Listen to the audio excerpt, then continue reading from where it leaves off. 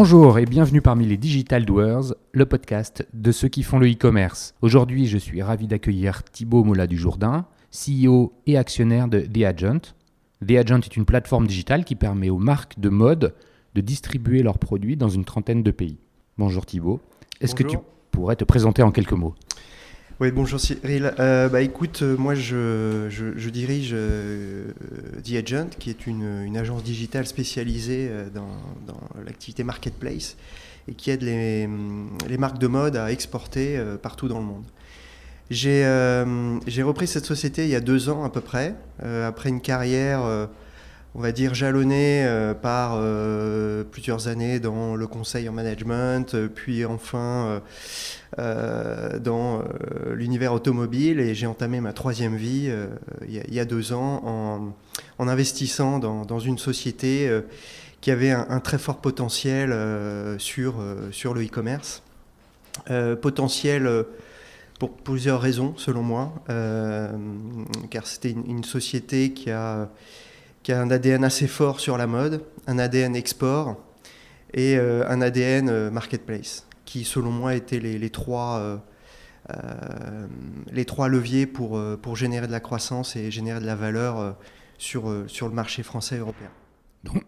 Donc ça c'est The Agent. Ce que je te propose, c'est qu'avant que tu rentres dans le détail de cette aventure à The Agent, qui a commencé il y a à peu près 2 ans, c'est quoi ton parcours académique ? T'as fait une école de commerce ? T'es un ingénieur ? C'est quoi ? J'ai une formation d'ingénieur de l'Université de technologie de Compiègne, ce qui m'a amené à travailler... chimie, non ? Génie des procédés industriels, voilà. Assez éloigné du e-commerce. De ce que je fais aujourd'hui, mais c'est pas surprenant. Ce qui m'a amené à travailler sur des gros projets à l'époque de mise en œuvre de RP, et SAP en particulier. Et c'est dans ce cadre-là que j'ai rejoint des cabinets de conseil qui à l'époque équipaient les grands groupes industriels. Donc j'ai démarré ma carrière sur des gros projets de mise en œuvre de RP. Là, on est en quelle année à peu près quand tu commences ? On est en 99-2000, donc c'est vraiment le boom de SAP. Donc c'est une très belle école, le cabinet de conseil en management. Tu es passé par des cabinets de renom ? Oui, j'ai démarré chez PricewaterhouseCoopers et puis Bearing Point après. Je suis resté 6 ans dans le conseil. C'est une très belle formation pour différentes raisons. Voilà. La première étant que ça oblige à structurer, rationaliser en fait tout ce qu'on fait.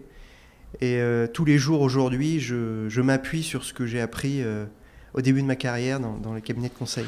Mais ça, c'est un discours qu'on entend souvent de la part de ceux qui sont passés par les cabinets de conseil.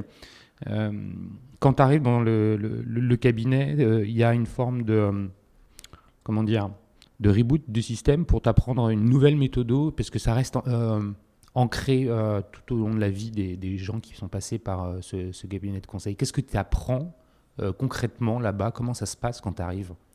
On apprend à prendre du recul sur un métier, sur une organisation, sur des processus, sur des systèmes d'information et voir ce qu'on peut améliorer selon ces 3 axes.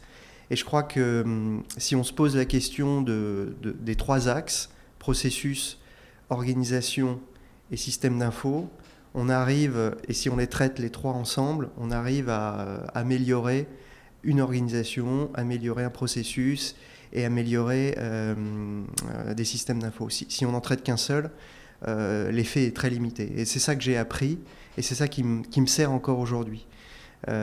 Aujourd'hui, quand je dois développer une nouvelle fonctionnalité dans notre système d'info, le point de départ, c'est une bonne spécification. Et ça, on l'apprend très très bien dans les cabinets de conseil. Et dans les cabinets de conseil, la typologie des clients pour le compte desquels tu étais amené à travailler, c'était C'était plutôt des grands groupes industriels, des grands groupes dans la distribution, mais plutôt au CAC 40 style que des petites PME.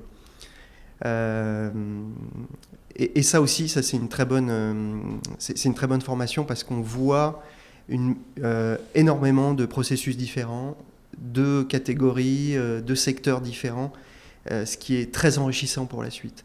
parce qu'on acquiert des réflexes dans le domaine de la distribution, dans le domaine de la production, dans le domaine des systèmes d'information qui vont être très utiles plus tard. Ouais, parce que plus tard, c'est l'étape d'après, après le conseil, tu passes chez Valeo, si je me trompe pas. Je passe dans le monde industriel, Ouais. dans le secteur automobile, le temple du Lean et du 5S et du Kaizen.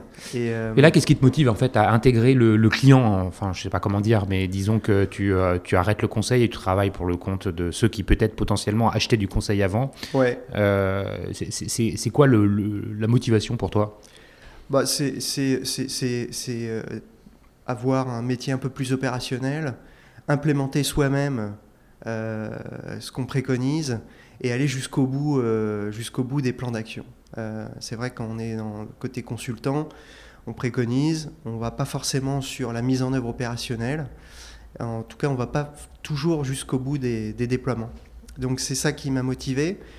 Il faut dire aussi que dans ces grands cabinets, pour devenir partenaire, il y a assez peu d'élus. C'est une belle pyramide. Donc, soit on y fait sa vie, soit on y fait un passage. Moi, j'ai décidé d'y faire un passage et d'aller compléter ma formation dans l'industrie. Tu disais que tu es resté 6 ans, hein, c'est ça? Ouais. 6 ans est un passage, mais c'est vrai qu'on doit déjà apprendre beaucoup de choses dans l'espace de 6 ans.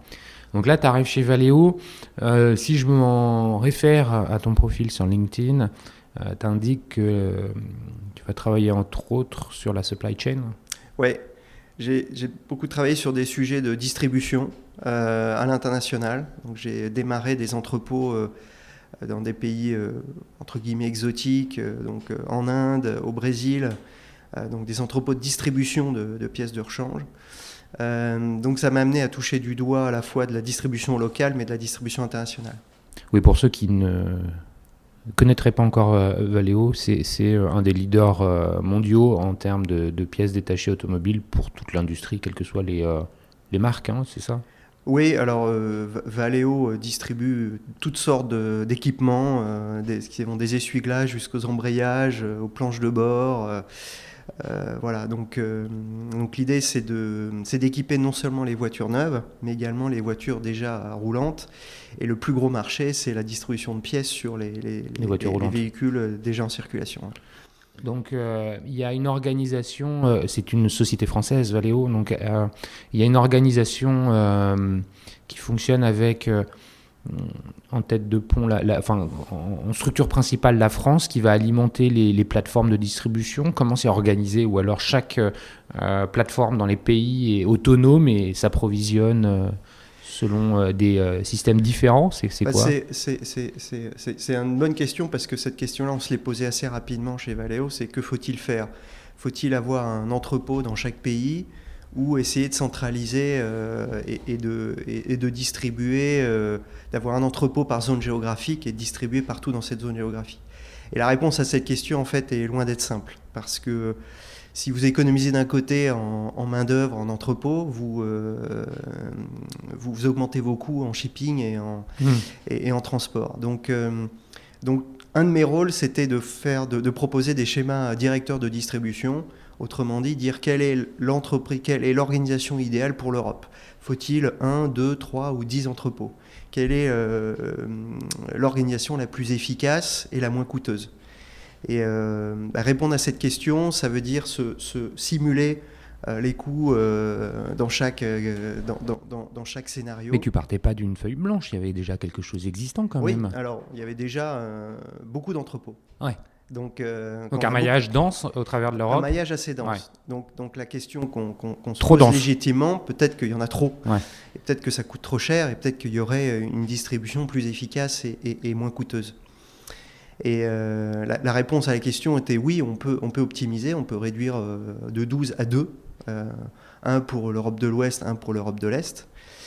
Mais après, on fait face à des difficultés qui sont d'ordre évidemment social, parce que fermer des sites, ça a un impact évidemment sur les salariés, sur les gens, et c'est pas aussi simple que ça. Et puis, dans quelle mesure tu prenais en compte en fait l'aspect client, puisque la distribution, c'est que derrière, donc, il y a des grossistes qui doivent acheter et in fine, ça arrive dans les garages pour la réparation des voitures ou des choses comme ça. Pour qui a une voiture qui a déjà dû changer une pièce, on sait que c'est parfois assez frustrant quand le garagiste dit bah écoutez monsieur, oui bah faut changer un phare, et ben ce phare là je l'ai pas en stock et le grossiste par lequel je passe habituellement me dit que lui non plus, donc il faut qu'il se réapprovisionne, donc vous allez devoir attendre 12 jours avant qu'on puisse changer le phare de votre voiture. L'organisation de la logistique a un impact direct sur les clients. Absolument, c'est-à-dire que toute la difficulté, c'est de considérer en supply chain l'ensemble de la supply chain et pas uniquement sa supply chain à soi. Il faut aller jusqu'au consommateur final. Et c'est là que ça devient intéressant parce qu'une bonne supply chain, elle est pas en silo, elle n'est pas centrée sur soi-même, elle doit considérer ses clients et les clients de ses clients pour trouver la bonne solution et le bon compromis. Mmh. En effet, quand on réduit le nombre d'entrepôts, on augmente les délais de livraison. Est-ce que ces délais de livraison augmentés sont acceptables pour le client final ou acceptables pour le client ? Ça, c'est la question principale. Est-ce que rajouter une journée, c'est acceptable ? À l'époque, on a considéré que ça l'était. Mmh. Aujourd'hui, le monde a changé. Rajouter une journée dans un délai de livraison, c'est plus difficilement acceptable par les consommateurs. Donc, in fine, chez Valeo, tu as rationalisé les entrepôts. Il y en a eu combien ? Un par pays ? Alors, au départ, on avait une douzaine d'entrepôts. On a dû optimiser et réduire à 6 entrepôts, en Europe en tout cas. Mm-hmm. En revanche, en Inde, on a créé plusieurs entrepôts. Au Brésil aussi, qui est un pays continent, on a créé 2. Voilà, donc c'est être pragmatique et s'adapter au pays. Oui, il y a une géographie, il y a des distances qui font qu'on est obligé de créer plusieurs entrepôts dans des zones aussi vastes.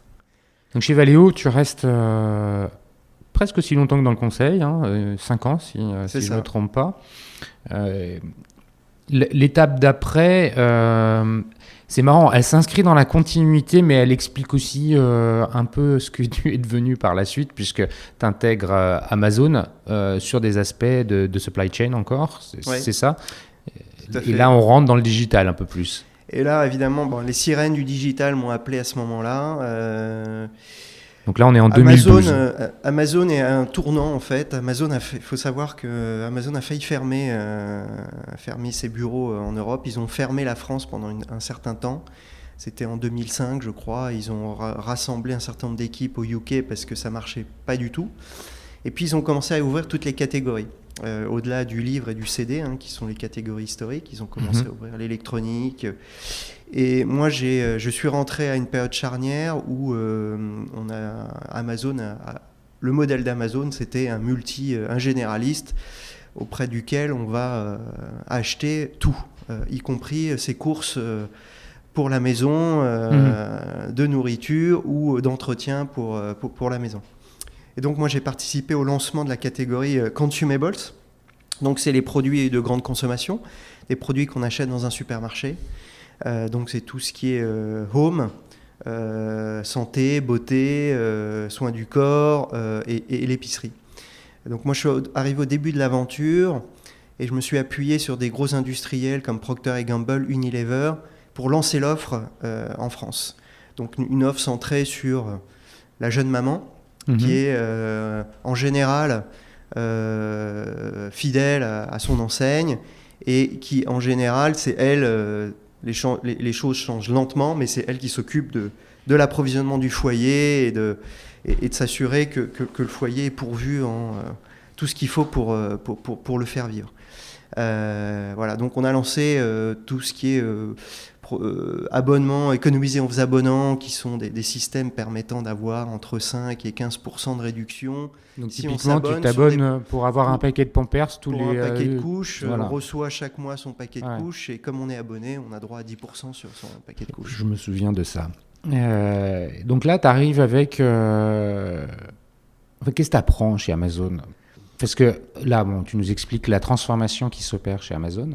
Ouais. Toi, tu arrives quand même d'une culture radicalement différente, une boîte franco-française, bien qu'internationale, avec une culture forte dans une industrie historique, hein, le monde automobile.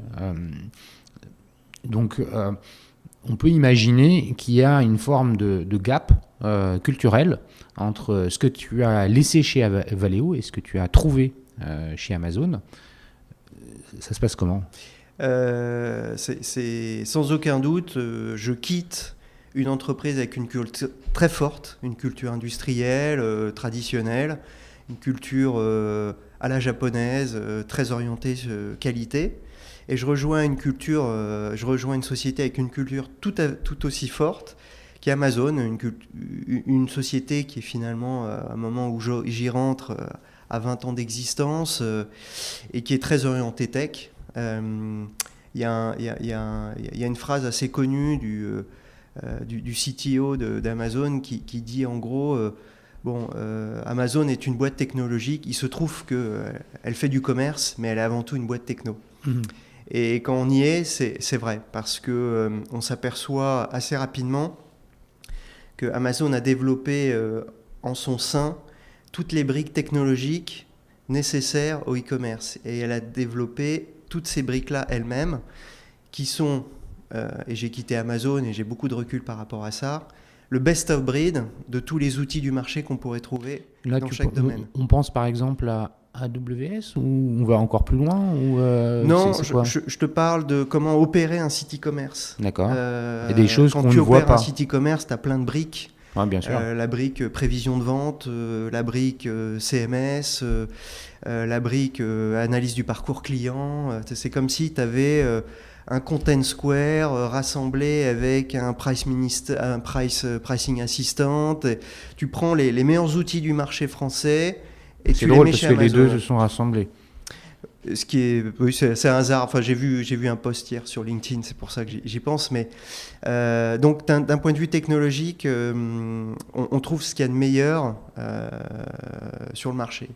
Et c'est assez fascinant de voir à quel point, en 20 ans, Amazon a été capable de développer les meilleurs outils pour piloter, traquer. Je crois que ce qui fait ce qui caractérise Amazon, c'est la culture de la data. Il y a une culture très forte. Chaque lundi, par exemple, on récupère un book épais de 10 cm. Et ce book contient, en fait, c'est la Bible de tous les KPI de la semaine précédente et du mois précédent. Et ce book permet d'avoir un laser sur ce qui s'est passé dans la boutique. D'un point de vue trafic, d'un point de vue conversion, d'un point de vue marge, d'un point de vue revenu, d'un point de vue stock. Donc on a tous ces éléments-là quasiment en temps réel. On est capable de calculer ces marges en temps réel. Tous les outils de pricing aussi. Je pense qu'on a tous été assez fascinés par le pricing sur Amazon. Ça, c'est quelque chose qui est nouveau pour toi, puisque tu étais dans une boîte B2B et là, tu passes dans une boîte B2C. B2C, oui, tout à fait. Donc, c'est encore un élément différenciant avec l'expérience qui était la tienne précédemment. Mais ce qui les rassemble, c'est le service client. Ouais. Parce que chez Valeo, la qualité des pièces, la qualité des livraisons chez un constructeur automobile, c'est absolument clé. C'est absolument indispensable. Enfin, on ne peut pas arrêter une chaîne automobile. Chaque minute arrêtée coûte des dizaines de milliers d'euros. Et donc, on retrouve cette même culture chez Amazon, la culture extrême du service client. Et chez Amazon, elle est poussée à son extrême et elle est centrée sur le consommateur. Chez Valeo, elle est centrée sur le constructeur automobile, qui a le même niveau d'exigence, peut-être même plus. Donc c'est ça qui rassemble les deux et c'est en ça que je me suis senti bien chez Amazon, ouais. Parce qu'il y avait une culture vraiment, comme on dit, client-centrique. Et ça, c'est quelque chose qu'il ne faut jamais oublier et que j'oublie jamais quand je me lève le matin. Je sais que la satisfaction du client, c'est la clé pour développer son business. S'il n'y a pas de satisfaction client, le business ne se développe pas. Bien sûr.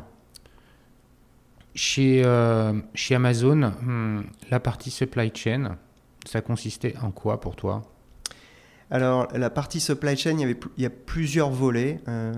Quand on est in-stock manager, toute la partie réassort, qui est une tâche très technique, qui s'appuie sur des outils statistiques, qui s'appuie sur du trafic. On capte une demande, un trafic. Ce qu'il faut savoir, c'est que les algorithmes qui ont été développés ont été développés par des chercheurs des plus grandes universités américaines, et ces gens-là travaillaient au sein d'Amazon. Donc on avait des outils qui nous permettaient vraiment d'optimiser les coûts, les stocks et le service client. Et ça, c'était une des tâches principales. Ce qu'il faut savoir, c'est que quand je suis arrivé, entre le moment où je suis arrivé et le moment où je suis parti, mon métier a évolué chez Amazon en l'espace de 3 ans. C'est-à-dire qu'au début, il y avait un certain nombre de tâches qui étaient réalisées par l'humain. Quand je suis parti, ces mêmes tâches étaient automatisées. Donc dans les entrepôts? Dans tout ce qui est travaux de réassortiment, en fait. Donc il y a et des de prévision de vente. Donc il y a la machine s'est substituée à l'homme sur tout ce qui est prévision de vente et réassort. C'est assez fascinant. Là, on parle du réassort et de la prévision de vente de produits qui ne sont pas que des produits Amazon, mais aussi ceux des marketplaces, ou c'est uniquement ceux vendus par Amazon? Non, c'est uniquement ceux vendus par Amazon. D'accord. Néanmoins, notre rôle, c'est aussi de faire rentrer des produits qui marchent bien en marketplace, côté retail Amazon. Et en stock chez nous. Ensuite, il y a un deuxième volet, c'est tout ce qui est gestion du stock, santé du stock. Et c'est de prendre les bonnes décisions. Et là aussi, on s'appuyait sur des outils, des algorithmes assez poussés sur lorsque j'ai un stock, que dois-je faire avec ce stock? Est-ce qu'il faut que je le liquide? Est-ce qu'il faut que je le garde sur étagère? Est-ce qu'il faut que je le retourne à mon fournisseur si j'ai des accords de retour? Donc des outils d'aide à la décision sur que dois-je faire? Ou dois-je baisser mon prix pour le liquider? Parce que tout ça, c'est piloté grâce à des outils techno, en fait, qui t'aident à prendre la bonne décision. C'est-à-dire, je lance une promotion jusqu'à moins X%. Ah ouais, bien sûr. Au-delà, il vaut mieux que je fasse rien, il vaut mieux que je le garde sur étagère. Donc tu as des dashboards de fou pour piloter par catégorie l'ensemble de ça? J'ai des outils incroyables qui me permettent de prendre les bonnes décisions sur mon stock. Il y a un effet waouh quand tu découvres ça, non? On se rend compte en sortant d'Amazon la puissance des outils qu'on a chez Amazon. On ne s'en rend pas compte quand on rentre chez eux. Moi, je ne venais pas du digital. Ouais. Je pensais que ces outils étaient plutôt couramment répandus dans l'e-commerce. Et en quittant Amazon, je me suis aperçu qu'ils n'étaient pas du tout répandus. Du tout, non. C'est comme l'indice de la marge quasiment temps réel ou à 24 heures d'écart. Ça, c'est absolument fascinant aussi. C'est-à-dire que là aussi, on peut prendre des bonnes décisions. On peut décider de déréférencer un certain nombre de produits qui sont peu rentables et ne seront jamais rentables. Voilà. Et ce qui est intéressant, c'est qu'on est dans une organisation où on est soutenu par des financiers. Souvent, le financier est perçu comme quelqu'un qui s'oppose. Là, chez Amazon, on les appelle les business partners. Les business partners, c'est comme son nom l'indique, c'est vraiment des partenaires qui vont vous permettre d'atteindre des objectifs de rentabilité, d'atteindre des objectifs financiers fixés par l'organisation. Donc c'est aussi ça la force d'Amazon, c'est de pouvoir faire travailler très étroitement le pôle financier et le... Les business partners, ils se trouvent aux États-Unis? Non, ils sont locaux. Ils sont locaux, oui, tout à fait. D'accord. Et quelle est la relation qui existe avec les autres pays? Est-ce que vous êtes très auto-centré en France, ou alors vous avez des échanges réguliers avec les autres pays européens, je pense au UK en particulier, ou avec les États-Unis? Alors, si on se place d'un point de vue front office, ouais. C'est par pays, c'est local. En revanche, quand on commence à regarder la supply chain, là on est sur une supply chain européenne. On est sur, je crois, une trentaine de warehouses interconnectés les uns aux autres. Les catalogues sont partagés d'un pays à l'autre. Donc on est vraiment, il y a une société qui est basée au Luxembourg et qui anime 5 pays. Et c'est ça la puissance d'Amazon, c'est qu'un article, aujourd'hui, tu références un article dans un pays, potentiellement, il peut te référencer dans 5 pays. Et visible par... et stocké à un endroit. Stocké à un endroit, mais livrable... Partout dans ces 5 pays. L'interconnexion des warehouses entre eux, ça quelle utilité? C'est quoi la finalité? C'est précisément livrer rapidement un client. Le produit est stocké en France, ça permet de livrer rapidement un client italien ou un client anglais. Parce que c'est les WMS qui communiquent entre eux. Les WMS communiquent entre eux. Et l'outil front-end de l'Italie peut aller interroger le WMS de l'Italie qui va dire « Attends, faut que je sais qu'en France, il y est ». Oui, c'est-à-dire qu'à partir du moment où on déclare qu'un produit il est ouvert sur tous les autres pays, on peut voir le stock qui est à Aberdeen quand on est un client italien. Ok, enfin le client ne le voit pas, mais c'est comme ça que ça fonctionne derrière. En tout cas, il voit une pièce, si cette pièce est basée à Aberdeen, il a accès à cette pièce et il peut la commander. D'accord, avec des délais de livraison plus longs que s'il avait été... Avec des délais de livraison un petit peu plus longs. Mais elle est dispo. Livrée by Amazon. Ouais, c'est ça. Wow. T'apprends beaucoup, j'imagine, pendant cette expérience de 2 ans chez Amazon. Qu'est-ce qui te motive à passer à l'étape d'après? Alors, plusieurs choses. Donc, Amazon, c'est une très belle école quand on sort de l'école, quand on est jeune. Quand on y arrive avec un background derrière, c'est une culture qui est très très forte et qui peut parfois donner un sentiment d'emprisonnement ou on va dire d'environnement contraint. C'est-à-dire on rentre quand même dans une boîte américaine qui est un peu dans mode my way or the highway. C'est-à-dire qu'on déploie des programmes, on a peu de marge de manœuvre sur ces programmes pour les modifier, les adapter. Donc tant qu'on apprend, c'est un compromis qui est très satisfaisant, et puis au bout d'un moment, on apprend un petit peu moins. Le compromis devient un peu plus pesant. Donc moi, ça m'a pesé d'avoir pas trop de liberté dans les choix business. C'est pour ça que j'ai commencé à regarder à l'extérieur, et en particulier une société qui s'appelle Alltrix. Que tu intègres en 2015. Voilà, qui m'a... c'est un entrepreneur qui s'appelle Gary Ancin qui m'a tendu la main. À cette époque, il avait besoin de quelqu'un pour l'aider à structurer ses processus, structurer ses achats, sa logistique. Donc un COO pour l'aider à passer un level, passer un cap. Donc Alltrix, pour ceux qui ne connaissent pas, c'est un retailer qui devient une marque en quelque sorte. Son nom est vraiment connu dans le secteur du cycle. Principalement, c'est ce qui a fait sa force. Tu peux compléter les. Je pense que c'est aujourd'hui, alors on se parle, c'est le numéro 1 en France dans l'univers du vélo, mais passion. Il s'adresse avant tout aux passionnés, des gens qui ont un ADN très fort autour du vélo, donc du vélo de route, du VTT, voilà, toutes les pratiques de vélo et également du running. C'est un site qui a à peu près de mémoire 50 à 60 000 références au catalogue, qui adresse à la fois des vélos complets, des pièces de rechange, du bikeware, qui adresse tout ça. Le vélo, l'univers du cycling en général, c'est un marché énorme en France, mais un marché encore plus énorme chez nos voisins. En Angleterre, en Allemagne, aux Pays-Bas, il y a une culture vélo encore plus forte qu'en France, même si on a le Tour de France. Il y a beaucoup plus de pratiquants en proportion dans les pays voisins et notamment du nord de l'Europe qu'en France. Alors qu'on a le Tour de France qui est hyper connu. Ouais.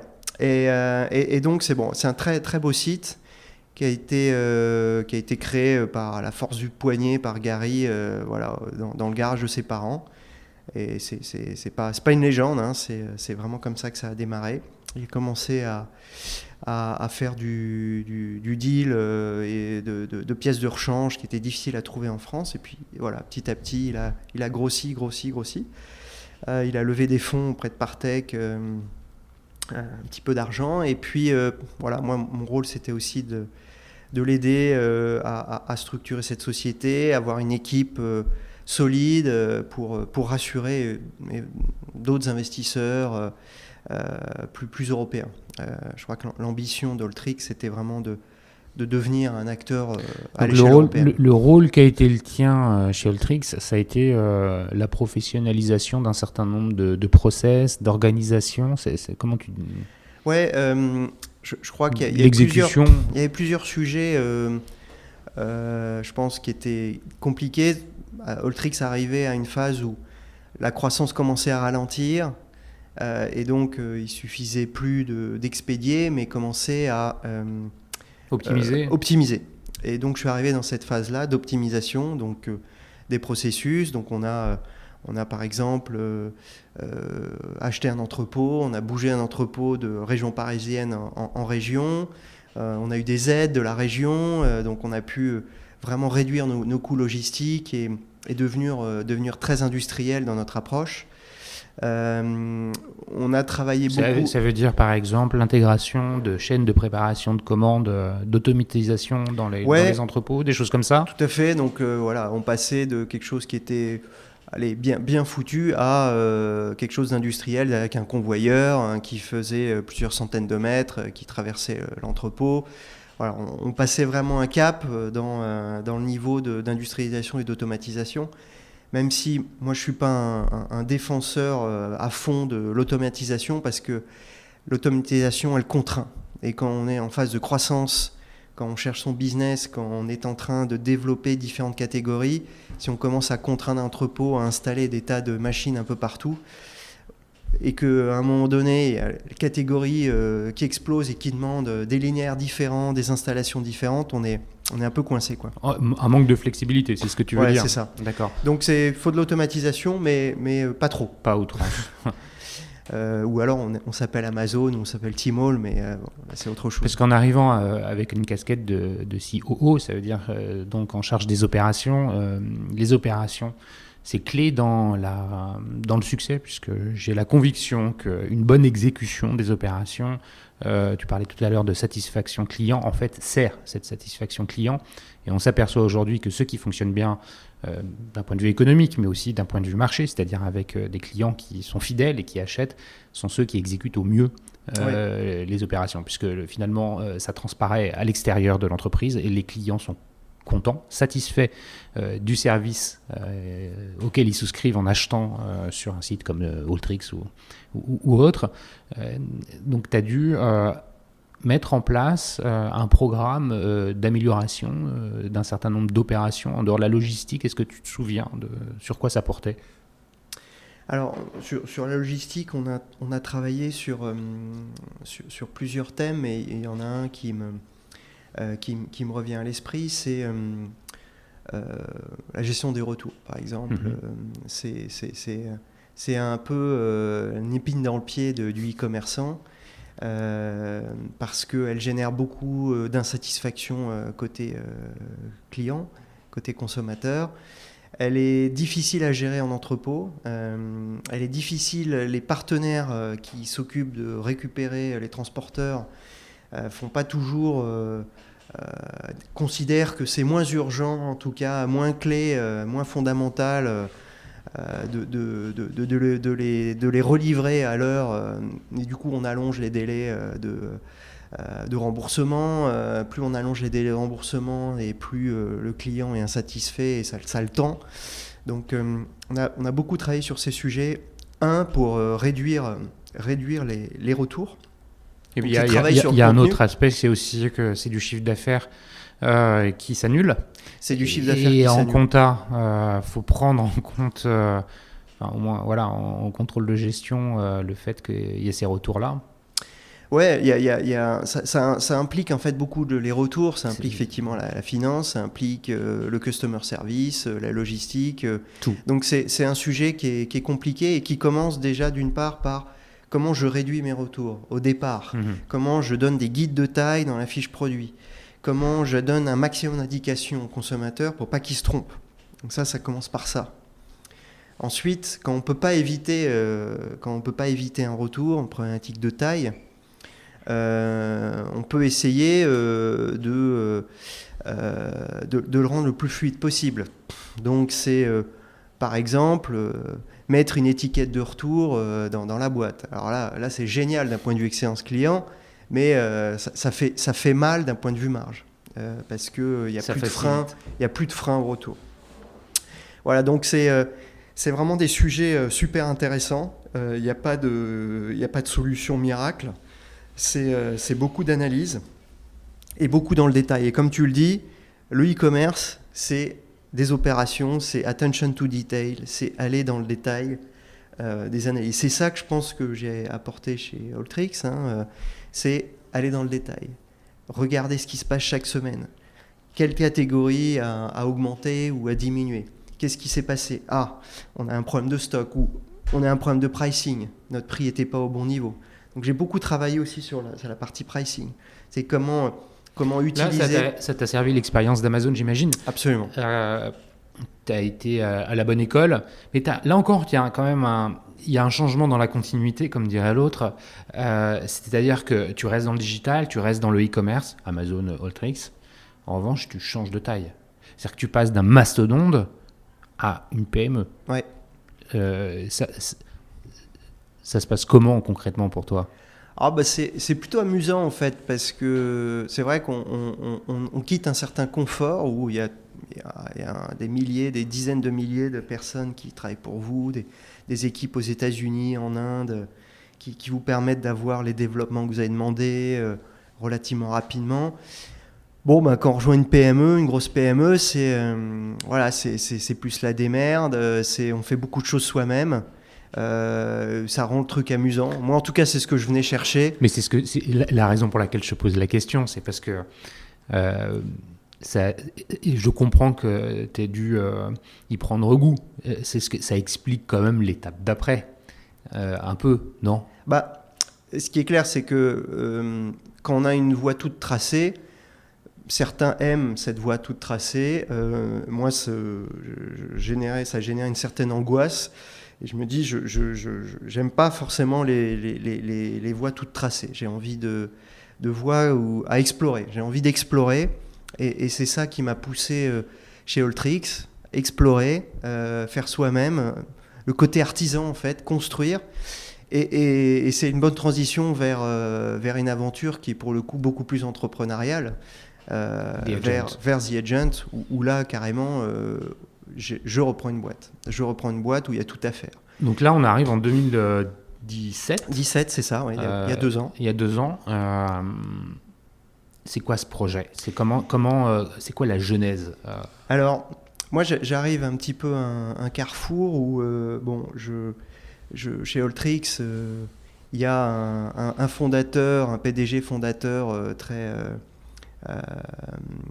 qui a très bien réussi, charismatique, qui a une crédibilité énorme dans l'univers du vélo. Je dois dire qu'au bout d'un moment, j'ai un peu du mal à trouver ma place ou à faire ma place chez lui. Et cette idée de tracer mon chemin trotte dans ma tête depuis déjà un certain temps. Et c'est à ce moment-là que Martin Genot, un entrepreneur, investisseur, me contacte et me dit écoute, j'ai une société là qui est en phase de retournement, son fondateur s'en va, est-ce que ça t'intéresse ? Martin qui a été interviewé à ta place, et dont la diffusion de l'épisode interviendra quelques temps après. Donc Martin Genot est un des parrains du e-commerce français en termes d'investisseurs, entrepreneurs. Il a plusieurs cordes à son arc et pas mal de trophées. Et donc, la société The Agent avait pour moi 2 vertus importantes pour en faire un vrai business model intéressant. C'est un modèle sans stock, sans achat de stock, et un modèle sans coût d'acquisition du client final, qui sont en fait les deux talons d'Achille d'un modèle e-commerce qui coûte finalement assez cher. Il faut financer le stock et puis il faut financer l'acquisition du client final. Donc là, tu réduis problème de BFR. Donc j'enlève deux problèmes. Après, je vais trouver d'autres problèmes, évidemment. Mais en tout cas, je réduis ces problèmes de BFR et de coût d'acquisition. Ça, c'est les deux points de départ. Ensuite, le deuxième point de départ, c'est qu'aujourd'hui, dans l'univers de la mode en général, les marques cherchent des leviers à l'international. Et pas uniquement dans le secteur de la mode, dans les cosmétiques, dans la déco, dans le baby care. Les marques françaises, les marques européennes veulent exporter. Et il y a des opportunités grâce au cross-border. Toi, tu connais très bien le cross-border, qui permet d'utiliser en fait plusieurs choses. En fait, les capacités des transporteurs à livrer rapidement dans certains pays. 2, la capacité des sites à être multilingues. Et 3, la législation qui est plus intéressante dans certains pays pour exporter. Et donc, ces trois effets me font dire que la distribution va être fondamentalement modifiée dans les prochaines années dans l'univers de la mode. C'est-à-dire qu'on va... Je me dis, et j'en ai la conviction tous les jours de plus en plus forte, le wholesale va pas disparaître, mais va devenir marginal au profit du modèle marketplace. Ça n'a pas de sens de bouger du stock de A à B, de B à C et de C Donc à D. le wholesale, pour ceux qui ne sont pas familiarisés avec l'idée, c'est les grossistes qui vont aller livrer les magasins. Qui vont eux-mêmes livrer d'autres petits magasins et qui vont finir par livrer le client final. Donc c'est la distribution très classique, concrète, qu'on connaît depuis toujours. Et donc moi, je suis dans mon fort intérieur, je suis convaincu que finalement la marque peut se passer de tout ce réseau-là, en tout cas dans le futur, et bypasser tous ces intermédiaires et vendre directement au client final grâce aux super plateformes qu'on connaît tous comme Amazon, Tmall, Jumia, Linio, etc., Zalando, La Redoute. Voilà. Et donc je suis intimement convaincu que le modèle marketplace va prendre le pas sur tous les autres modèles. Et on voit bien que même des boîtes comme Amazon ou Zalando sont en train de faire marche arrière sur leur modèle retail. C'est-à-dire que pendant longtemps, elles ont stocké un maximum. Et là, elles commencent à dire à leurs fournisseurs, à leurs marques, attendez, si vous voulez continuer à être référencés chez nous, il va falloir changer de modèle. On ne vous achètera plus le stock. Vous allez passer en modèle marketplace, ou modèle FBA ou modèle ZFS. Autrement dit, les grandes plateformes vont acheter de moins en moins de stock. Elles vont proposer des facilités de stockage, mais elles vont acheter de moins en moins de stock. Et donc, s'appuyer sur un modèle marketplace. Et donc, voilà. Ça veut dire, attends, je reprends juste pour que ceux qui sont pas à l'aise avec ces notions-là les comprennent bien, parce que c'est clé. C'est-à-dire que Amazon va dire à des marques, vous allez pouvoir utiliser en fait notre savoir-faire en termes logistiques et notre plateforme et l'exécution de la logistique, à la fois dans le stockage, la préparation de commandes et les expéditions. Mais c'est pas nous qui allons acheter votre stock. En fait, votre stock, il va être chez nous, mais vous êtes toujours propriétaire de votre stock et vous allez payer des frais de warehousing pour bénéficier de l'expertise qui est la nôtre. La différence avec avant, c'est qu'Amazon achète le stock, donc elle devient propriétaire du stock, donc il y a de l'immobilisation, et puis potentiellement des quantités qui lui restent sur les bras. C'est ça. Donc la vertu de ce modèle, côté marque, il est évident, c'est-à-dire que la marque reprend la main sur sa distribution, sur son pricing, alors qu'avant, elle laissait le e-commerçant, le retailer, faire ce qu'il voulait avec le prix. Et donc ça marche potentiellement. Voilà. Oui, mais beaucoup de frustration pour les marques qui se disent, ils font n'importe quoi, ils baissent les prix. Ça tue de la valeur, ça détruit beaucoup de valeur et ça dévalorise ma marque et ça dévalorise mon produit. Donc là, la marque reprend la main sur son pricing. Elle peut faire le ménage sur sa distribution, c'est-à-dire qu'elle peut dire à un moment donné sur Amazon, j'ai un certain nombre de concurrents qui sont mes propres distributeurs, et je vais rationaliser et faire en sorte que ces distributeurs respectent un certain nombre de choses sur la distribution. Donc chacun y trouve son avantage, et surtout, la deuxième chose qui me frappe, c'est aujourd'hui, ça fait plus peur à personne d'acheter un livre sur Amazon US ou d'acheter une coque d'iPhone à Hong Kong. Autrefois, on achetait localement. Donc, le développement du cross-border est une opportunité énorme pour toutes nos marques françaises. Mais énorme. Je donne quelques exemples. Les US, la Chine, l'Australie, ces pays-là, et on touche du bois, nous permettent, nous, marques françaises, d'expédier avec des coûts des frais de douane soit proches de zéro, soit égal à zéro. Je donne un exemple très précis. Parce que vous avez des franchises de douane. Tu as des franchises de douane aux États-Unis qui sont de l'ordre de $800. Donc tu peux envoyer des colis, dès lors qu'ils sont sous $800, tu payes 0 frais de douane. D'accord, donc je comprends ce que tu veux dire, c'est-à-dire à l'expédition, quand tu as consommateur américain basé à New York, tu achètes un polo avec un crocodile expédié depuis la France, comme il vaut moins de $800, il n'y a pas de taxe quand il arrive à l'aéroport. C'est un sujet qui est important puisque ces taxes-là peuvent vite devenir des pain points. Hein. Ouais, ça peut devenir des pain points. Les coûts d'expédition également. Ouais. Hein, donc, quand on expédie en cross-border assez loin, il faut plutôt des paniers plutôt élevés pour écraser les coûts logistiques et éviter les retours.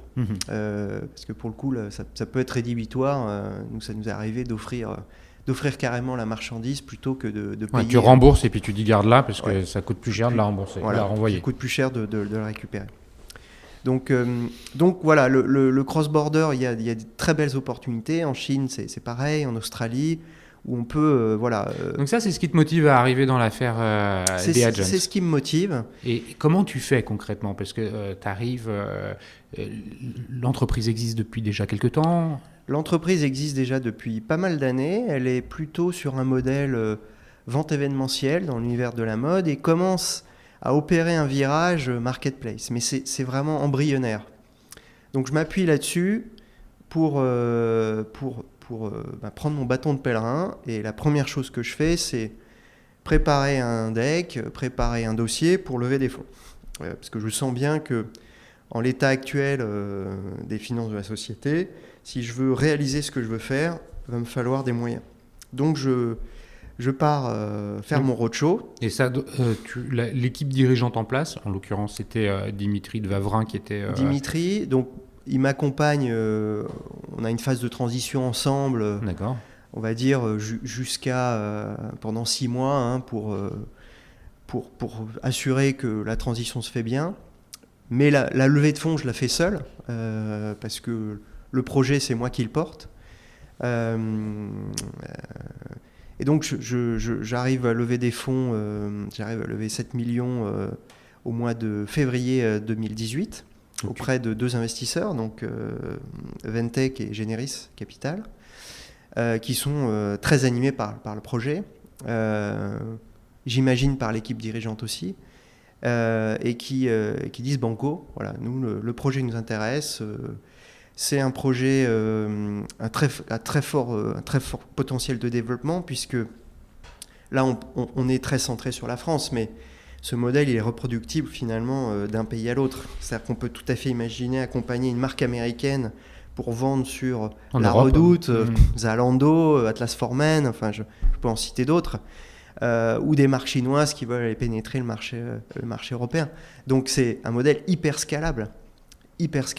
Donc là en 2017 quand tu arrives chez The Agent, l'entreprise n'a pas encore complètement finalisé le modèle marketplace. Elle vend en son nom et elle fait quoi c'est quoi l'ordre de grandeur de chiffre d'affaires ? C'est une entreprise qui...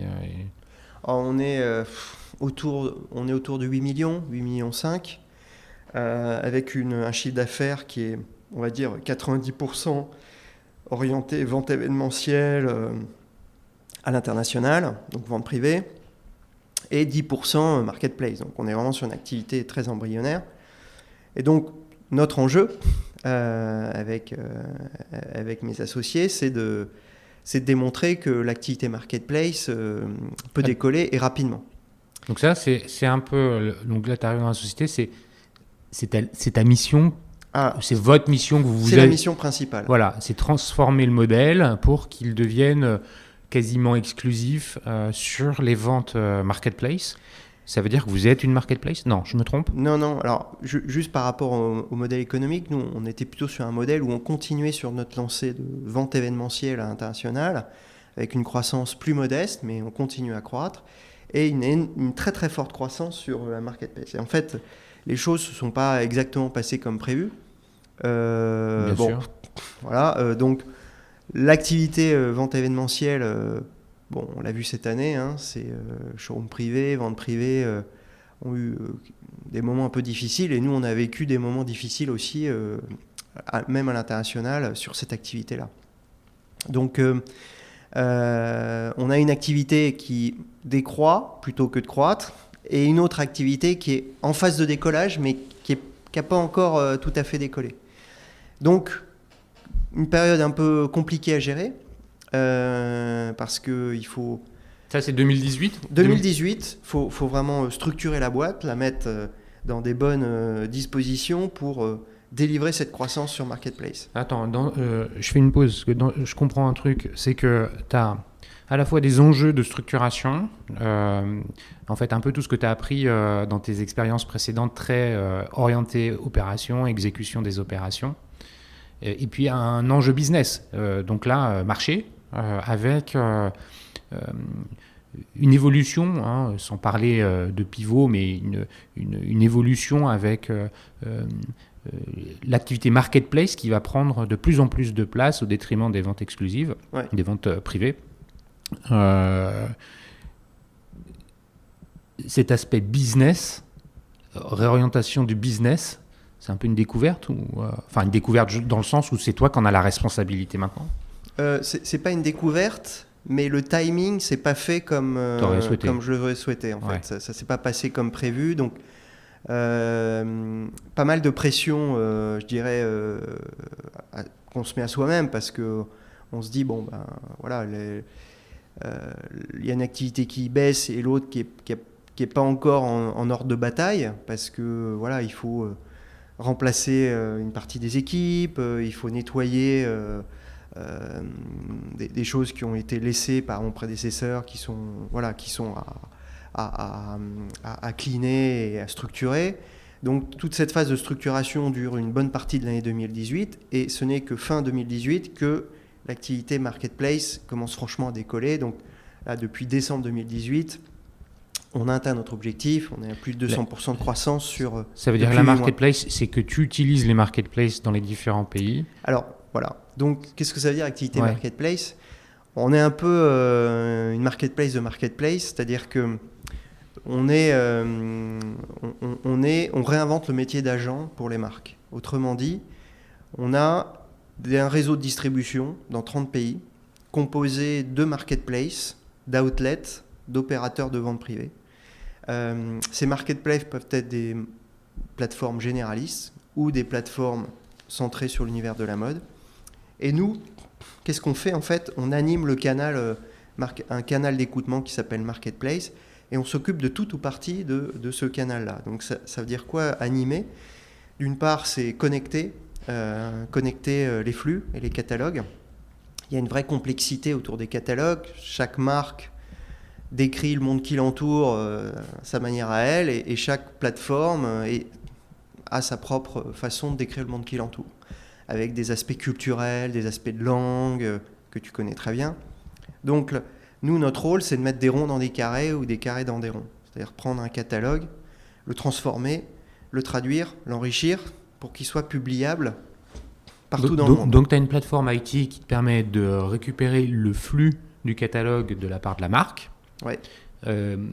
Et là, en récupérant ce flux, vous allez mettre c'est un peu votre proposition de valeur, si je comprends bien. Vous allez rajouter quelque chose, de la valeur ajoutée, pour qu'il soit sexy sur la plateforme Marketplace en Australie, en Chine ou en Italie ou en Espagne. C'est ça ? C'est exactement ça. C'est-à-dire que Nous, on considère que dans l'univers de la mode, en tout cas, où l'aspect coup de cœur est important, donc la photographie, le contenu sont fondamentaux pour la conversion, c'est que notre rôle ne s'arrête pas à connecter des tuyaux.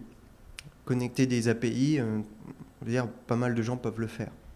En revanche, convertir un catalogue pour qu'il soit aux normes locales, qui soit efficace et qui permette d'avoir des bons taux de conversion, ça c'est notre savoir-faire. Je te donne 2 exemples précis. Par exemple, Zalando, très grosse plateforme allemande, numéro 1 en Europe sur la mode, plus de 10 milliards, sont présents dans 10 pays. Si on veut vendre sur Zalando, c'est une façon de présenter les produits, c'est des photos Ghost. La première photo, on ne doit pas avoir le mannequin, c'est la marque de fabrique de cette plateforme.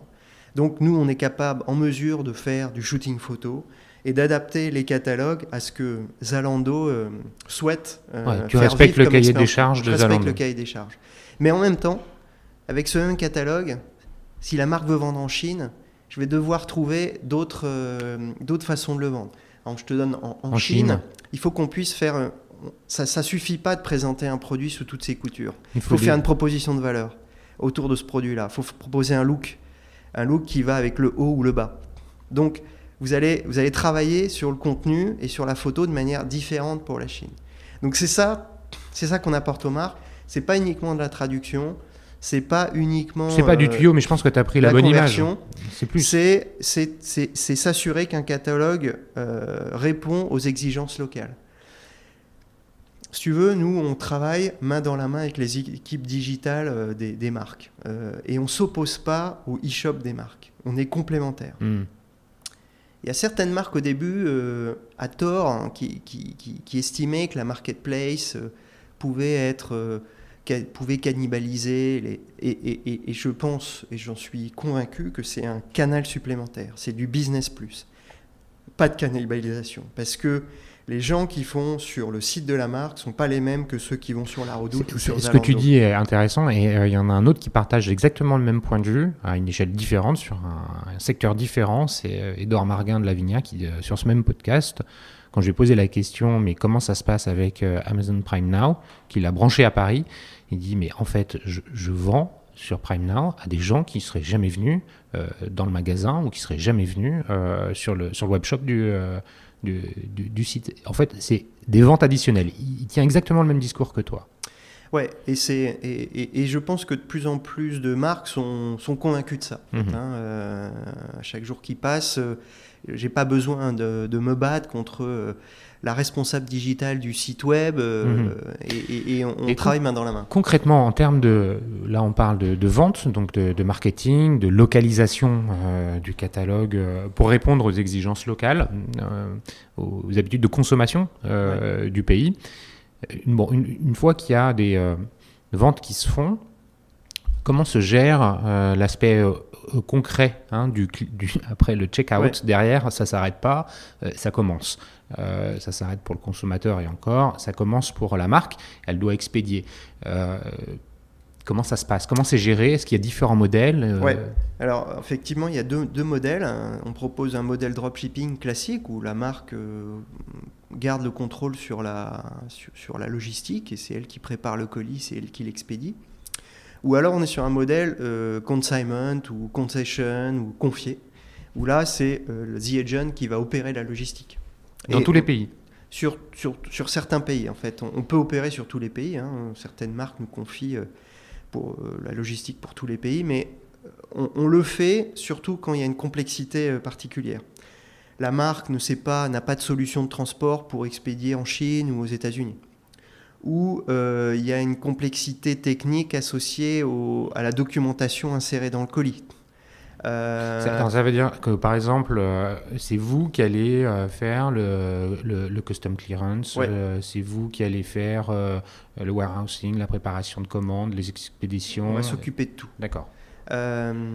Et donc s'occuper aussi de toute la diversité. C'est-à-dire que vous êtes une marque X, vous vendez en Allemagne, en Chine ou aux US, vous n'allez pas insérer les mêmes documents dans le colis, que ce soit le canal A, le canal B ou le canal C. Donc on gère cette diversité-là de packaging, parce que certaines marketplaces obligent à utiliser des cartons logotés à leur plateforme, d'autres obligent à insérer des factures dans le colis, d'autres ne le veulent pas. On gère toute cette complexité-là. Donc la marque choisit entre ces deux modèles-là. Une fois qu'on s'est mis d'accord sur ces modèles-là, qu'est-ce qui se passe ? Un consommateur passe sa commande sur le site de Zalando ou La Redoute. La commande arrive chez nous, soit on l'opère nous-mêmes, soit on la pousse à la marque. Si on l'opère nous-mêmes, on a un partenaire dans le nord de la France. À vrai dire, on a aujourd'hui, on a 4 localisations de stock. On a 2 stocks en France, un stock chez nous, dans le nord de la France, et un stock localisé chez Amazon, à Lovin-Plan également dans le nord de la France. On a un stock chez Zalando en Allemagne, et on a ouvert un entrepôt dans le New Jersey aux États-Unis. Donc on apporte vraiment des solutions aussi de proximité aux marques qui veulent se rapprocher des consommateurs. Oui, parce que c'était l'aspect que je voulais te voir développer. On observe de façon... tout le monde peut faire la même observation. Les consommateurs sont de plus en plus pressés de recevoir leur colis. Quelque part, il faudrait presque pouvoir downloader, uploader la chaussure qu'ils viennent d'acheter depuis leur écran. Donc il y a ces attentes-là. Et puis c'est vrai qu'Amazon a contribué à éduquer les consommateurs à être livrés très rapidement. Comment ça se passe pour vous ? Parce que pour tes marques, un Chinois qui achète sur jd.com et qui attend je ne sais pas combien de temps parce que ça arrive de France, c'est accepté parce que c'est une marque française ou alors vous devez réduire ces délais comment ça se passe pour vous ? Alors, il y a plusieurs cas, effectivement. Pour tout ce qui est Europe proche, on est capable de livrer rapidement. Ouais. Et je dirais c'est assez facile.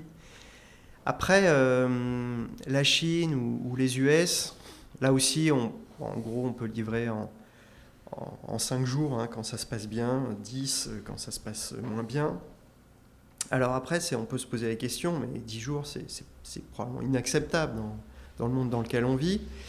Oui, quand on est sur des produits où il y a beaucoup de concurrence, où on va privilégier un sourcing local parce qu'on veut le produit immédiatement. Quand on est sur un produit unique qui est difficile à trouver localement, les consommateurs sont capables d'attendre plusieurs jours. Et c'est le cas des collections, des marques qu'on a à notre catalogue. C'est des marques de créateurs, c'est des marques de mode qui sont pour certaines pas distribuées dans ces pays-là. Donc les consommateurs sont prêts à attendre parce que c'est des produits uniques qui sont difficiles à trouver localement. Donc ça peut être un frein pour des marques qui sont déjà bien implantées localement. Voilà. Ensuite, juste pour continuer la chaîne de valeur, on traite la commande, on l'expédie, on la prépare, on l'expédie. Ensuite, The Agent ne se contente pas juste de traiter la logistique, elle traite aussi toute la partie merchandising. Donc c'est ce que j'appelle le merchandising en ligne, c'est la qualité de la fiche. Donc s'assurer qu'à tout moment, toutes les fiches, 100% des fiches sont bonnes, sont conformes, sont enrichies. 2, c'est la qualité de l'offre. L'offre, c'est est-ce que mon shipping est gratuit ? Est-ce que mon retour est gratuit ? Si ce n'est pas gratuit, à quel prix je vais le mettre ?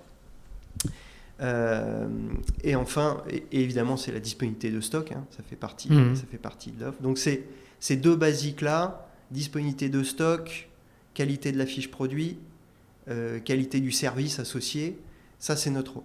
Et puis ensuite, il y a un deuxième étage de la fusée, c'est, on va dire, tout ce qui est carrousel commercial.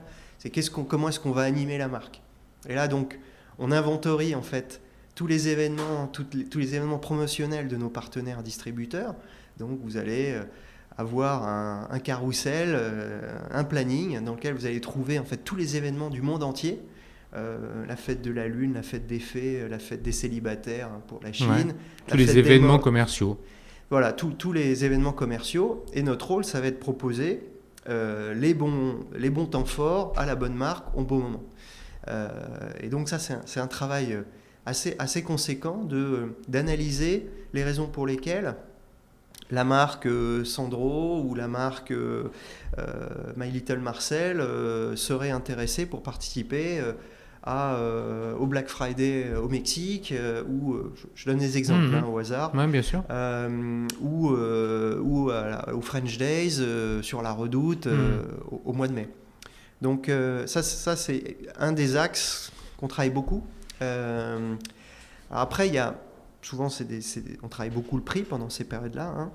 Après, on peut travailler aussi le référencement naturel, et ça concerne exclusivement Amazon Europe et Amazon US. C'est Amazon qui fonctionne un peu comme Google. Hein. C'est un moteur de recherche de produits.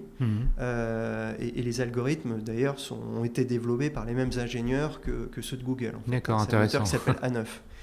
Et donc, les ressorts, en termes de mots-clés, en termes de techniques, sont les mêmes que si tu travailles avec Google Analytics. Donc, il y a tout un travail d'analyse sémantique à faire sur tes titres. Sur la façon dont on va rédiger le contenu de ta fiche produit. Exactement, la façon dont on va rédiger le contenu. Ça, c'est ce qu'il y a de commun avec Google. Mais après, il y a des choses en plus qui se rajoutent. C'est les avis produits qui c'est clé même. Qui sont un critère fondamental dans la manière dont tu vas être référencé. Donc, plus tu as d'avis, plus tu vas remonter. Et c'est le deuxième, on va dire, c'est peut-être presque le premier. Enfin, ils sont ensemble, mais ils vont ensemble. Hein. Donc, plus tu as d'avis, mieux tu vas être référencé. Et puis enfin, c'est ta capacité à être prime. Et prime, tu as deux façons d'être prime aujourd'hui. C'est assez nouveau en France. Soit tu es prime parce que tu es stocké chez Amazon, soit tu es prime parce que Amazon a considéré que tu étais un bon logisticien fiable. Donc ça veut dire que l'exécution de ta logistique, de ta supply chain dans son ensemble est validée par Amazon, quelque part. Et donc tu peux la garder chez toi. toi. Et c'est un programme qui est en cours de déploiement en France. Ça, c'est vrai que c'est assez nouveau. Et donc là, on a été tagué éligible, donc on est en phase de test. Mais c'est marrant, t'es un ancien d'Amazon. Voilà, moi c'est pas je sais pas, c'est un hasard, mais non, il n'y a pas de. Non, enfin en tout cas, demain, tu auras de plus en plus de sellers sur Amazon qui ne seront pas stockés chez Amazon, mais qui seront quand même Prime. Okay. Ça s'appellera Prime par le vendeur. Voilà, donc on travaille également sur ces axes-là, sur la boutique Amazon. On lance des campagnes, hein, on achète des mots-clés aussi, comme sur Google. Et ça, c'est notre troisième savoir-faire. Et puis, on a un dernier savoir-faire qui est sur la BI. On commence à collecter beaucoup d'informations sur les habitudes de consommateurs, de consommation dans différents pays. Et donc, on est capable aujourd'hui de dire à une marque qui veut se lancer aux US, bon ben voilà, nous, le profil type de la consommatrice américaine, la courbe de taille, elle est comme ça, les matières, il faut privilégier plutôt le coton, les couleurs, plutôt ça. Donc on commence à avoir de la donnée qui nous permet d'aider les marques à adapter l'assortiment qui va le mieux marcher dans la zone géographique. Donc tu as des profils en interne qui savent traiter ce genre de données. Alors, c'est un projet 2019 de structurer, de construire une BI qui nous permet, sur un clic-bouton, d'obtenir de la data facilement. Aujourd'hui, elle est extractible, mais un peu à la demande, et on a besoin d'automatiser un peu plus nos process et nos outils, quoi. D'accord, justement, à propos de Next Step, là tu nous dis 2019, on va travailler ces aspects BI. 2020, c'est plus loin. Si c'est quoi pour The Agent ? 2020, c'est aller davantage à l'international, c'est-à-dire plus de pays. Voilà, c'est plus de pays, c'est recruter plus à l'international. Donc c'est peut-être monter des petits bureaux. L'avantage de notre modèle, c'est qu'avec 2 personnes, un commercial et un chef de projet tech, on peut démarrer un pays, quoi. Parce qu'aujourd'hui, vous avez déjà des ressources à l'extérieur de la France ? On a un bureau à Shanghai. Il y a un potentiel il y a un gisement important aux US, dans les pays nordiques, en Allemagne, en Italie. Voilà, c'est des pays où aujourd'hui on recrute peu de marques, mais où il y a un très gros potentiel à l'export. Donc ça, c'est l'axe 2020. 2020, c'est également... on se pose la question très fréquemment de changer de modèle. Aujourd'hui, on est sur un modèle à la performance, basé sur un commissionnement. Demain, est-ce qu'on ne pourrait pas mettre une partie de l'offre en modèle SaaS et de proposer notre outil à des plus petites marques. Aujourd'hui, on s'adresse plutôt à des marques de taille moyenne ou des grandes marques. Demain, on voudrait pouvoir adresser notre outil à n'importe quelle personne qui se lance et qui voudrait ouvrir des canaux de distribution dans 30 pays dans le monde. Voilà, on connaît tous dans notre environnement des jeunes femmes ou des jeunes hommes qui se lancent, qui créent leur marque et qui peinent à trouver des distributeurs. Donc, voilà, tu les branches. Je les branche et après je peux leur offrir tout ou partie du service. Si elle veut un service à minima, c'est elles qui brancheront, qui sélectionneront leur distributeur, qui modifieront leur catalogue pour le rendre compatible, qui chargeront leurs photos. Et voilà un peu l'ambition, c'est d'avoir un dual track entre petites marques et grandes marques. Ça nécessite des investissements pour toi, ou alors il y a déjà la possibilité de réutiliser beaucoup de choses pour faire cette... des investissements tech, sans aucun doute. On va avoir besoin de faire progresser notre plateforme pour la rendre commercialisable, pas à monsieur tout le monde, mais en tout cas à des petites marques. Et packager cette plateforme. Voilà, on a encore beaucoup de chemin à faire sur l'automatisation, sur la scalabilité, sur rendre de plus en plus automatique la conversion des catalogues. C'est en général un pain point où on passe beaucoup de temps. Et donc là-dessus, on a beaucoup d'idées. Et, il faut les mettre en œuvre. Il faut les mettre en œuvre, il faut les déployer. Bon, c'est un bon programme pour cette deuxième partie 2019 et puis l'année prochaine 2020. Avant de conclure, Thibaut, est-ce que deux petites dernières questions. Pour toi, le commerce du futur, c'est quoi ? Je dirais que la manière dont on voit un site web aujourd'hui, en fait, je pense que le modèle du e-commerçant, un site web à la Amazon, va changer complètement, et les modèles vont devenir de plus en plus hybrides, et on le voit déjà. C'est Instagram qui commence à être une marketplace, c'est Facebook qui va lancer sa marketplace aussi, d'ici fin d'année ou courant 2020. Donc on s'aperçoit qu'il y a une très forte proximité entre réseau social et marketplace, et les deux modèles vont fusionner. Et moi je suis convaincu que demain, le modèle Amazon restera le modèle Amazon parce qu'historiquement c'était les premiers, mais on sera de plus en plus sur des modèles hybrides, réseau social, e-commerce. Je te donne un exemple que je cite souvent, c'est une plateforme chinoise qui est l'équivalent d'Instagram, qui s'appelle Xiaohongshu, le petit livre rouge textuellement, ça ne s'invente pas, ou Red. Et cette plateforme, elle a démarré sur du social. Donc beaucoup de contenu généré par des utilisateurs, énormément de contenu. Et puis ils ont branché une brique e-commerce. Et c'est assez fascinant parce que les produits qui sont vendus, le taux de conversion moyen est entre 10 et 12%. Wow. Ce qui est peut-être énorme. 10 fois plus élevé qu'un taux de conversion classique qu'on peut trouver d'un site classique en France ou en Europe.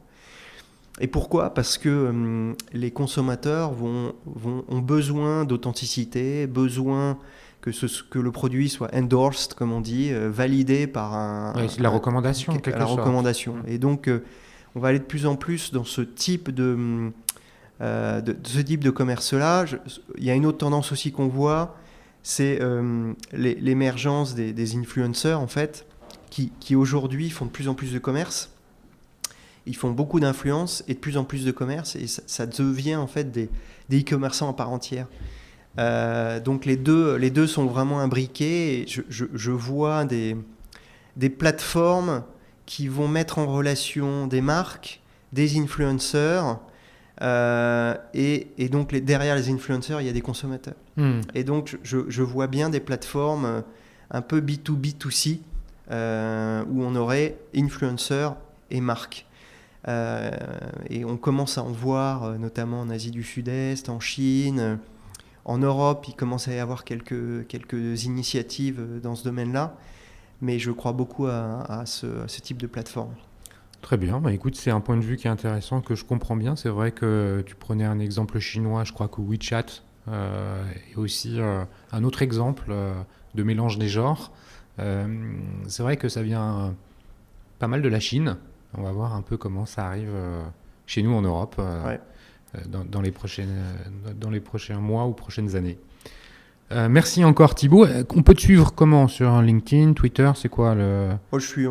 J'ai un profil LinkedIn qui est facile à trouver et je suis un utilisateur modéré de LinkedIn. Je parle peu, mais quand je parle, j'estime que ça a de la valeur. Donc c'est ma façon de communiquer vers l'extérieur. T'écoutes aussi sur LinkedIn, parce que je veux dire, tu parlais, t'écoutes aussi. Je passe beaucoup de temps sur LinkedIn. C'est important de voir l'actualité de chacun. On y puise aussi beaucoup d'informations. Voilà, c'est mon réseau social préféré avant les autres. Bon, bah écoute, merci encore. Merci pour la qualité de l'échange. On a, je crois, appris beaucoup de choses. Merci à vous tous qui écoutez les Digital Doers. Si ce podcast vous a plu, n'hésitez pas à le noter 5 étoiles sur Apple Podcast. C'est hyper important parce que c'est la seule façon pour le podcast d'émerger sur cette plateforme. Et puis, partagez le lien autour de vous pour que les gens puissent découvrir les Digital Doers. Merci encore à vous et n'hésitez pas à laisser des commentaires ou à m'envoyer des messages sur le site lesdigitaldoers.com. Merci, à bientôt. Merci Cyril.